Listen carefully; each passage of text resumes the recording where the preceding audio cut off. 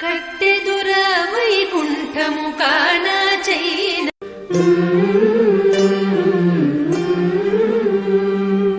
అలర చంచలమైన ఆత్మనందుండ నీ అలవాటు చేసే నీ ఉయ్యాల.